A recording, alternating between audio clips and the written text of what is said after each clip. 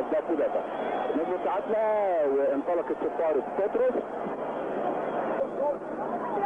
ماشي طلعت منصور الغندور وماشي الغندور وعاوز يشوط ويشوط ضربة مرمى. محمد يوسف وعاوز يشوط برضه وشاط واحدة في ملعب نادي الزمالك زي ما احنا شايفين. ياسر محمود ويشوط ضربة مرمى. ابو الدهب لابراهيم عاوز يرفع وطالع حسين من جونه وقعت من ايده ياسر يريحها لعبد الجليل عبد الجليل ويروح كره لحسام صفر من ايمانويل انما يتابعها وبيجيله ايمن منصور في مساحه فاضيه تختار النادي الاهلي انما هادي قصده ياسر الكوره وحيطه من النادي الاهلي وطلعت تلعبها بدوار القايم لحسام ويشوط حسام والله فيها فكره. ماشي عرفت ايمانويل ويعدي ايمانويل وعاوز يشوط وعاليه اسماعيل يوسف ويلعبها لايمن منصور. ايمن منصور ماشي وعاوز يشوط وشاط اول كوره توصل عبد الصادق يقطع لحسام حسن وبدا يبقى في نشاط ملحوظ في الدقيقه دي للنادي الاهلي وتسويبه. الزمالك راجع في نص ملعبه تتلعب على طول طويله. محمود ابو الدهب بتطول محمود ابو الدهب ومع سمارة انما بيلحقها تاني محمود ابو الدهب وبيغير اتجاهاته وبيلعبها على طول في الايمن بعيد وبدماغه بيلعبها حسام حسن يلمها محمد ويعدي من اشرف يوسف يلعب كوره عرضيه طلع حسين والزحله انما مرعي مقفل وتروح الكوره لرضا يلمها رضا عبد العال ويريحها لمحمود ابو الدهب يجلي محمود. الشوط الاول بتعادل قطبي الكره المصريه الاهلي والزمالك ده اللي هنشوفه مع بعض.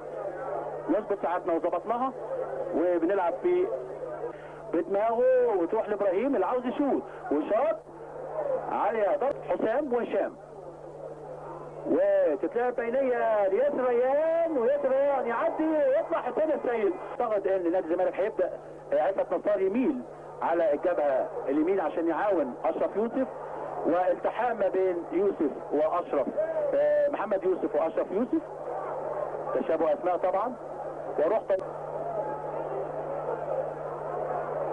6 انذارات.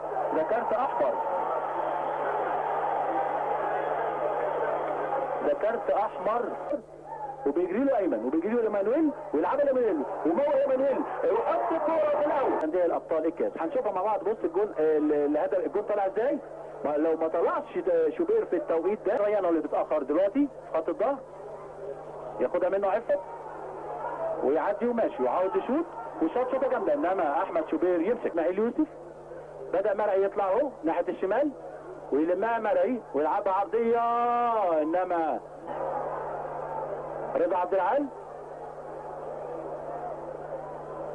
يعدي من اسماعيل وماشي رضا ويلعبها لابو الدهب وابو الدهب عاوز يعدي من اسماعيل ويلعبها عرضيه يلعبها ورا لحسام وعاوز يشوط وشاط تخبط لهشام ياكل وترد لعدي عبد الرحمن يشوط يمسكها يلعبها تخبط في الحديدي وتروح لاشرف يوسف لعفت نصار لايمانويل بيستقبلها ويشوط قنبله كامل انما في خطوره على المرميين وادي ايمانويل يقابله على عبد الصادق الاسماعيل وخالد الغندور ويشوط شوطه جامده.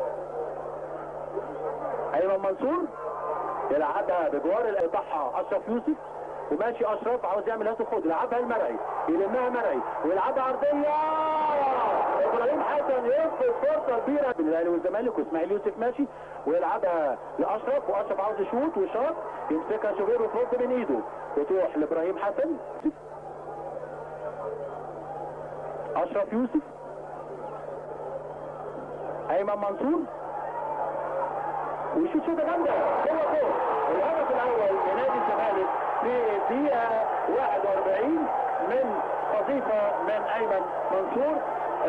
الكل كان متوقع ان هو هيدي اشرف من الطرف طلع الكوره ولعب قذيفه في المقص الشمال هياخدها طلعها ومرتين واطلق قذيفه في المقص الشمال. يتقدم نادي الزمالك بهدف لايمن منصور في الدقيقه 41 من الشوط الثاني.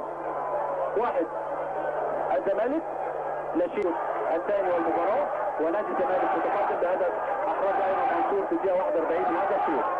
الغندور وعرضيه يخش الغندور وايمانويل وشجاع طالع في توقيت مصر. يلعبها لرضا بيفوتها حلوه رمضان لرضا ورضا ماشي الطواح والعبها بالعرض. هشام كان ياخد كوره الحكم الدولي من جنوب افريقيا فترة في انتهاء الشوط الثاني والمباراه بفوز نادي الزمالك بكاس السوبر. النهارده عاوز اقول ان مصر هي اللي فازت لان هذا اللقاء ما هو الا استعراض للكره المصريه واستعراض ل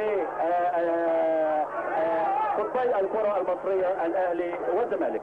بنحيي لاعبي الفريقين الاهلي والزمالك وبنحيي الجماهير اللي صاحبتهم النهارده وبنحيي اللعيبه اللي التزمت بقرارات الحكم وبنحيي الاجهزه الفنيه للفريقين. جوهري ومستر هارس عملوا كل وسعهم في تغيير اللعب على الفترات ودي هي السمه بتاعه المصريين خارج الملعب. النهارده كانوا واجهه مشرفه سلوكا واداء والنتيجه دي بتاعه ربنا اللي فاز بيها